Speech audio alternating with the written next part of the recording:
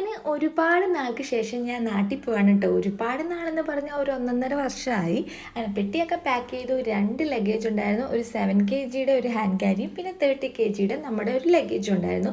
എനിക്ക് എയർപോർട്ടിൽ നിന്ന് കേൾക്കുമ്പോൾ തന്നെ അല്ലെങ്കിൽ മനസ്സിൽ വരുമ്പോൾ തന്നെ ആദ്യം എനിക്ക് ഈ ലഗേജിൻ്റെ കാര്യമാണ് കേട്ടോ. എനിക്ക് എപ്പോഴും പ്രശ്നമാണ് ലഗേജ് കൂടുന്നത്. ഒരു സ്ഥിരം പരിപാടിയാണ്. പക്ഷേ ഈ വട്ടം ഞാൻ വളരെ പ്ലാൻഡ് ആയിരുന്നു. അതുകൊണ്ട് തന്നെ ഞാൻ കറക്റ്റ് ലഗേജിൽ തന്നെ എത്തിച്ചു കേട്ടോ.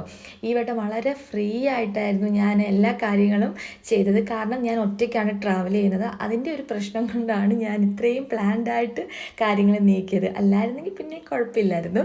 അങ്ങനെ നമ്മൾ പ്ലെയിൻ്റെ അകത്തൊക്കെ കയറി. കറക്റ്റ് ടൈമായിരുന്നു. എയർ ഇന്ത്യ എക്സ്പ്രസ് ആയിരുന്നു. അപ്പോൾ മോർണിംഗ് ഒരു 10:25 ടേക്ക് ഓഫ്. അപ്പോൾ വൈകിട്ട് നമ്മുടെ നാട്ടിലെ ഒരു 5:25 5:30 ലാൻഡിങ് അങ്ങനെ ആയിരുന്നു കേട്ടോ.